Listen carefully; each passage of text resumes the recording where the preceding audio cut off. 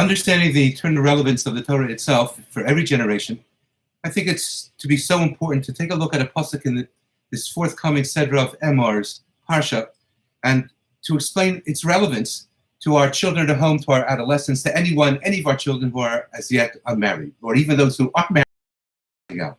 The pasuk tells us regarding the Kohanim, Uvas ish Kohen kisecha liznos, if God forbid, a daughter of a Kohen should have an extramarital affair when she is already either nesua, either married, or halachically engaged in arusa, then the pasuk tells us, "Esaviyah hi mechalas ba'esh tisaref." She incurs the punishment of the Abra Misa space and that of Sreifa. Why? Why Sreifa rather than Chenek, meted out to any other daughter of Israel who engages in the same but does not come from a family of Kohanim? Because in this case, Esaviyah hi mechalalas. She is what? She is profaning or desecrating her father. And Rashi tells us, Chilala uvizasa es kavodo. She has profaned and she has embarrassed his status or his honor within the community. She'omer malav, because people, having noted what occurred within the family, will look at the family and say, Oror shezu yolad, Oror shezu gido. They'll say, how cursed is this, how deplorable is the scenario of this child, and how horrific must the chinuch within that household have been. But even though we no longer have a Sanhedrin, and we don't have Batei Din, and we can't mete out such punishments, and God forbid they should ever need to be executed, but there's such an important lesson in this pasuk, and I think it's as follows.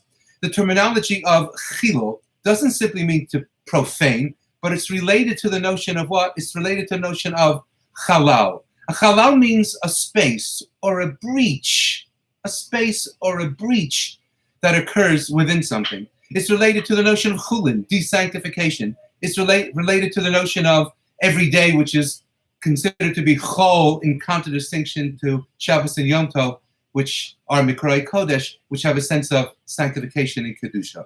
And why is this the case? Because so often in life, when children are being raised, when children go up, when they choose to get married, when they choose to raise families, they turn to the parents and they say, whether it's a daughter or a son, and they say, you know, you grew up and you were entitled to make your decisions. I'm entitled to make my decisions. You were considered to be a mature adult, and you were provided with those opportunities and the right to do so. I'm entitled to no less the same. And what they have to understand is that Uvasish Kohen Kisecha Liznos, when a daughter of a Kohen decides to effectively render a breach within that which is being handed down, when she desanctifies, or whether a son desanctifies that which is being transmitted from generation to generation, then it's not simply that they have the right to say, you know, it's all about me.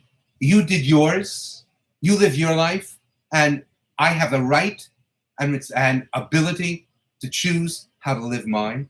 But it's not the case, because what they have to understand is it's not simply a function of rendering the stature of their mother or father to be of a lesser level than it previously was within the community, but rather they need to appreciate and understand that the Masorah of Judaism is not always something simple to be part of, nor simple to realize, nor simple to uphold, but it is a privilege, and it is an honor, and it is a responsibility, and it's a sacred bond that flows from one generation to another generation.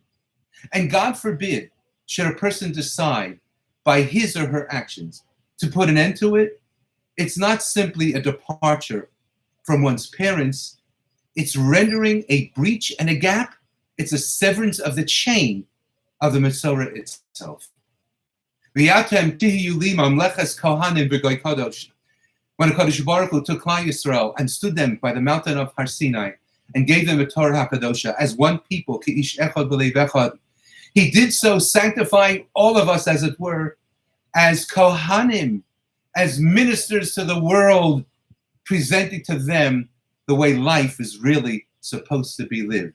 We're all Kohanim. All our children are B'nai Kohanim, as it were. And they need to appreciate and understand this lesson and what is theirs to live up to, and to appreciate that at the end of the day, it's really not simply all about me. Have a good Shabbos.